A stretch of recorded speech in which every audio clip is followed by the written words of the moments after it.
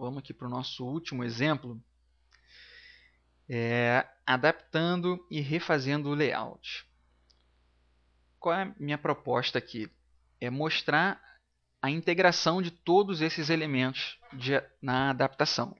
Adaptação no tamanho do corpo, adaptação na hierarquia das estruturas dentro do site, adaptação de cor também. Então, aqui eu fiz um projeto, né, usando o próprio conteúdo do post. E aí eu estipulei alterações, adaptações à medida que o navegador, né, ele vai reduzindo a área útil de leitura desse conteúdo.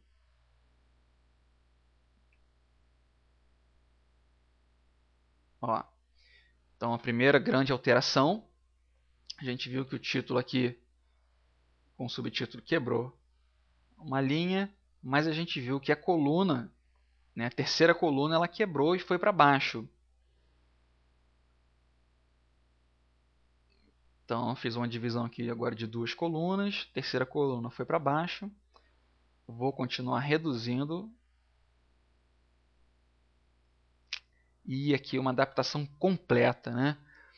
Você viu exatamente o mesmo conteúdo, a mesma marcação. Eu alterei não só o posicionamento, eu diminuí também o tamanho do corpo e alterei, ó, o layout propriamente dito, né? No caso aqui eu fiz de uma forma super rápida, né? Super simples. Eu alterei o background, né? Produzindo um efeito completamente diferente. E aqui também a gente vê, ó, que essa imagem ela se alterou. Aqui a gente tem uma imagem que combina com o contexto, né, de fundo laranja, mas essa imagem aqui, ó, ela é azul. Tá?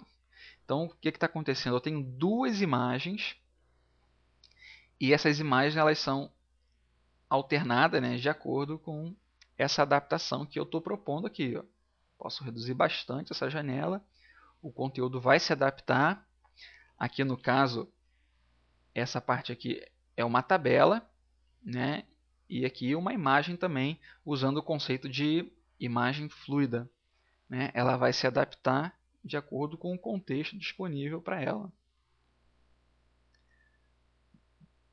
Ó, essa adaptação que está acontecendo aqui é porque eu defini nesse container, né, tem uma div que está abraçando todo o conteúdo.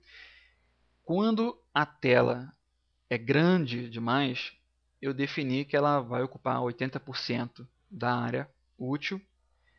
E quando o navegador é menor, essa tela é menor, ou o navegador tem uma área útil menor, eu defini que vai ser 90%. Né? Então, é uma forma da gente controlar a expansão do site para a gente não perder o controle.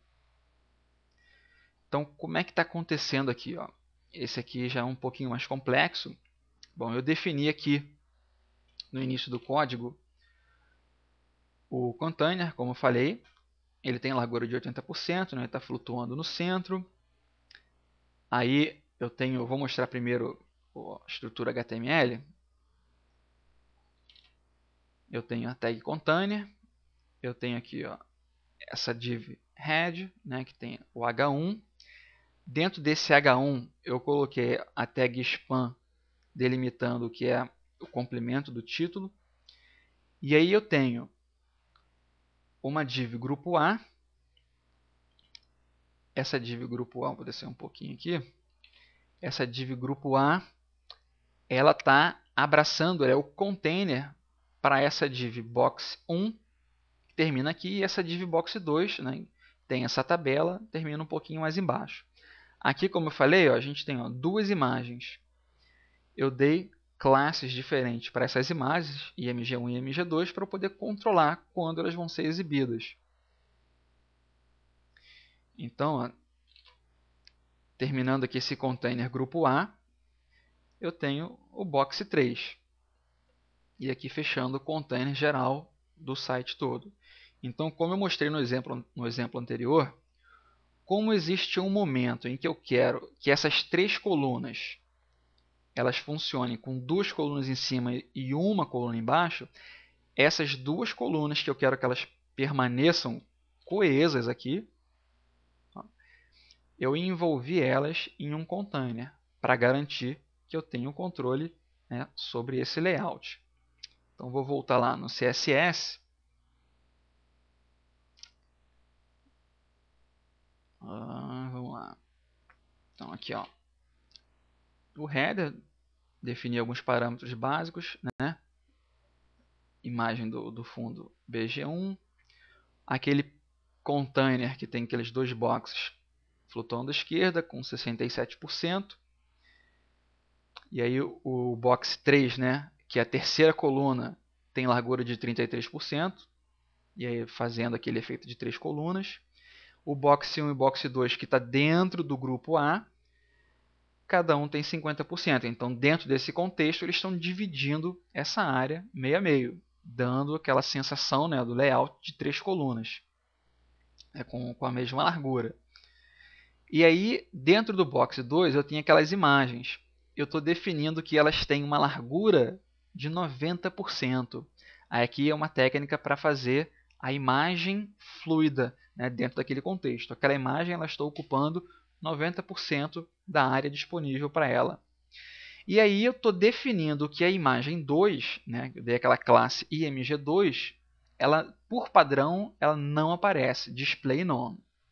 E aí eu vou continuar aqui. Aqui eu estou definindo os valores tipográficos, todos com valores relativos, né, ao corpo base, que aqui também é de 62,5%.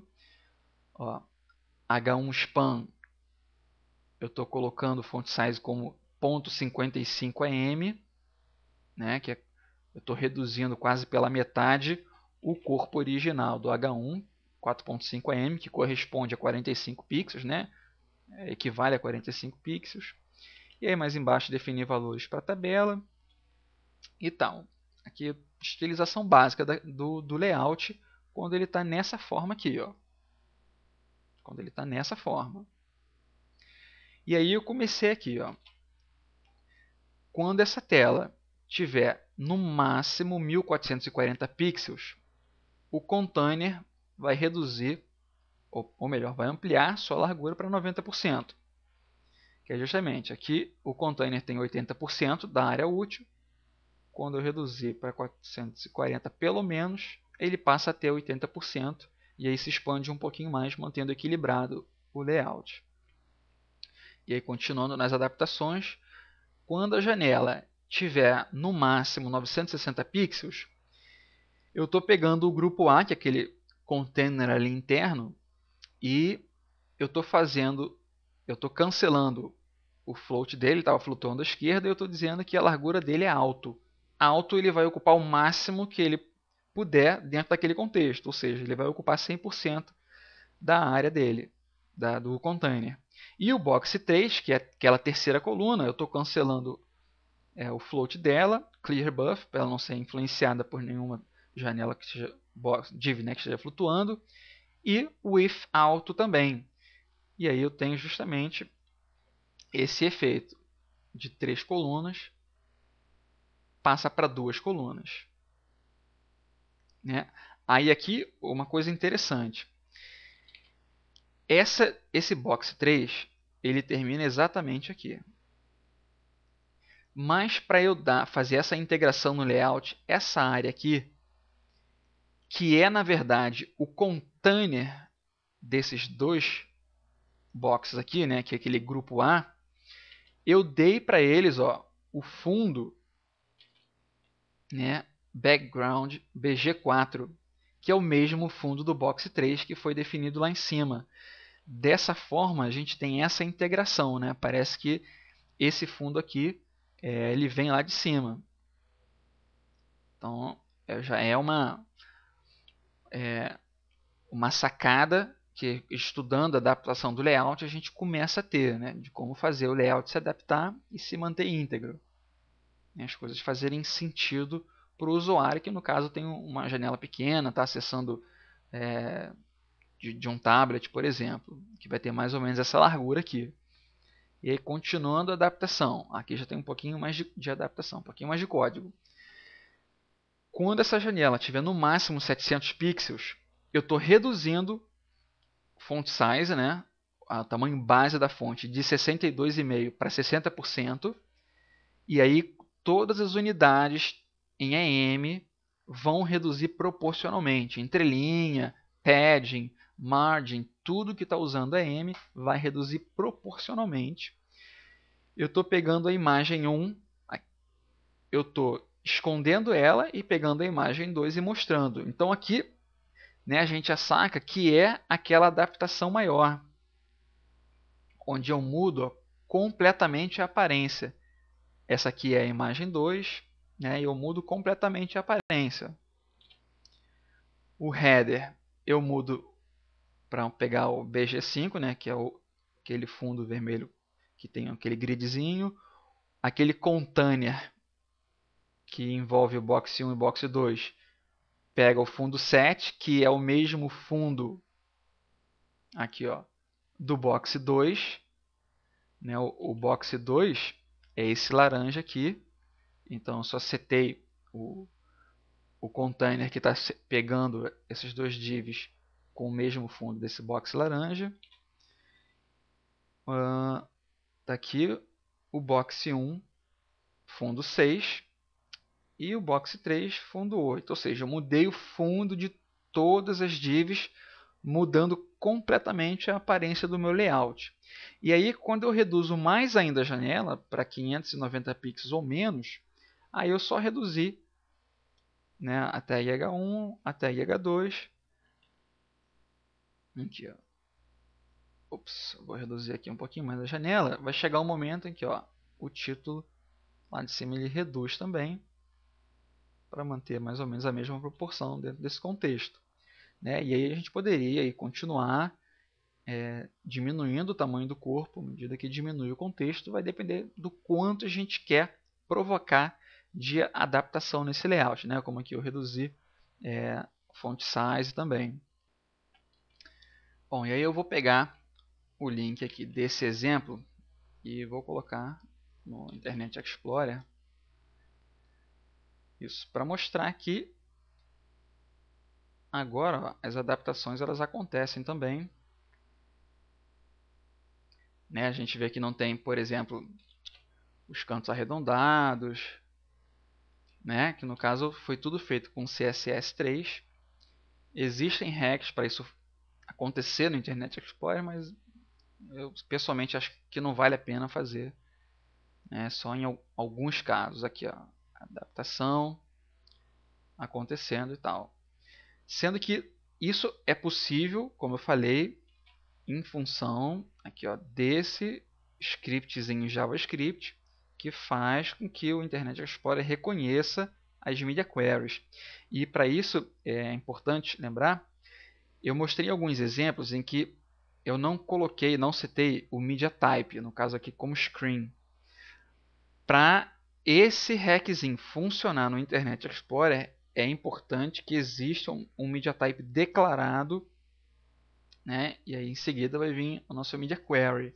Então é importante que exista essa declaração, porque normalmente a gente poderia omitir, mas para funcionar esse hack tem que estar declarado. Tem só uma particularidade. Quando a gente altera o tamanho da janela, as media queries vão sendo lidas e interpretadas, né, na medida que a gente faz as adaptações aqui no tamanho da janela. No Internet Explorer isso não vai acontecer. Ó, eu aumentei e aí depois ele faz a mudança. Mexi, depois ele é o que a gente chama de adaptação estática. Ele só quando a janela para é que ele faz o cálculo da query e aí sim modifica o seu layout. Né? Fora esse fato, as media queries funcionam direitinho aqui no Internet Explorer.